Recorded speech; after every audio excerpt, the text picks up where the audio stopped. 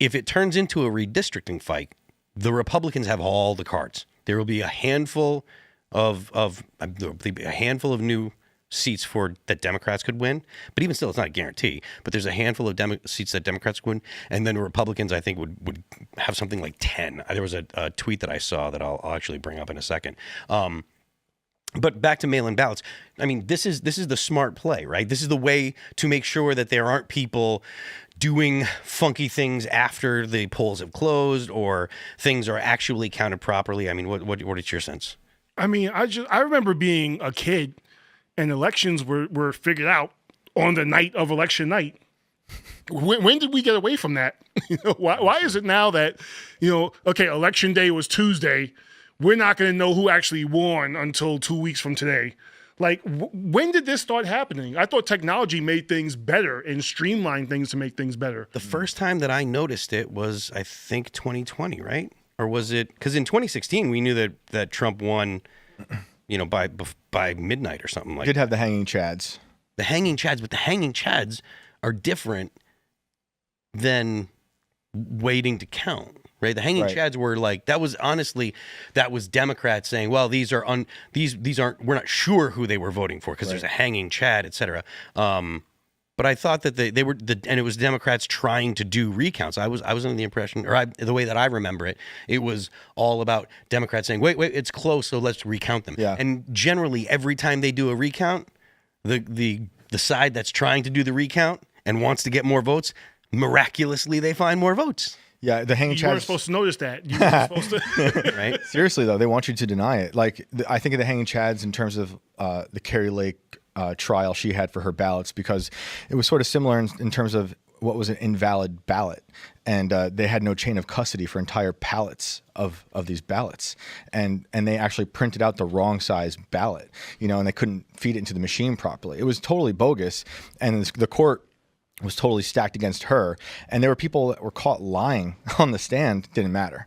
It was insane, So I think this is great. I think I remember mail-in ballots only being. I mean, I'm sure this isn't the case, but as a kid, I remember them being mostly for soldiers who were overseas or something. Yeah, that was the point. Which seems I'm okay with that, but now it's the thing to do, and also dead people, and I'd like to stop that.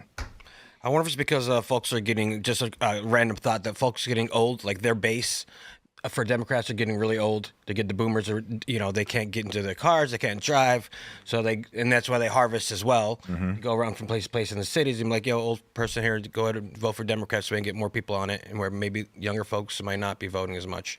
But also, end of day, if we can use the power to keep America strong and safe and secure, freaking use it, Trump. Let's go.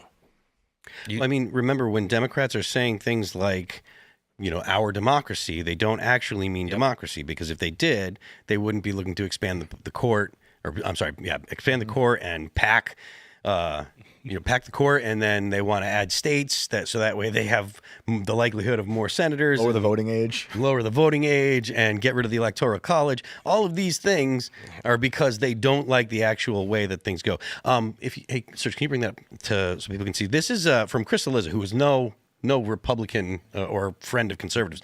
The states that withdraw their maps, you get some in Oregon, California, Illinois, and Maryland.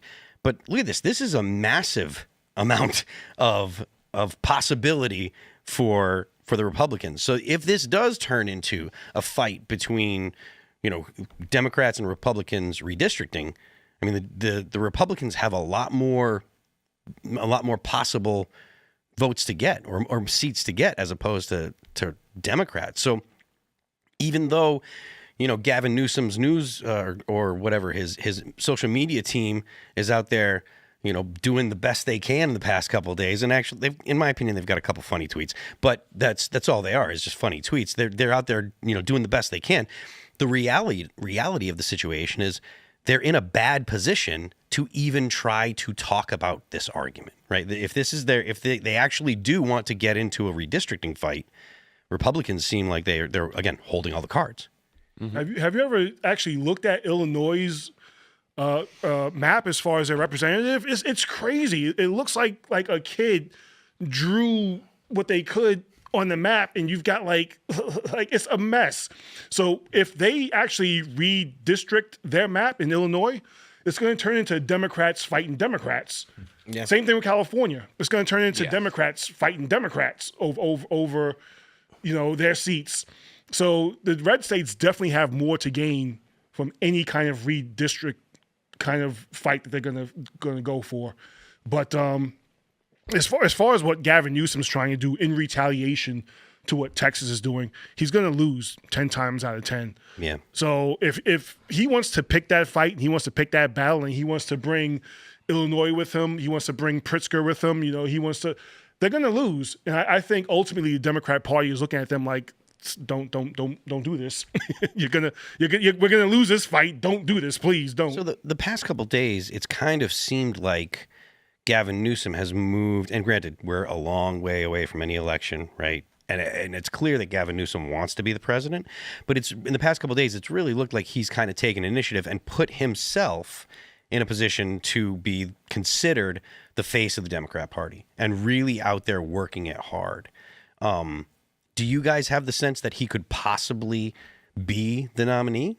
And how does someone like Gavin Newsom take on someone like AOC if she decides that she wants to run? Because both of them have, significant political chops, and AOC is very savvy.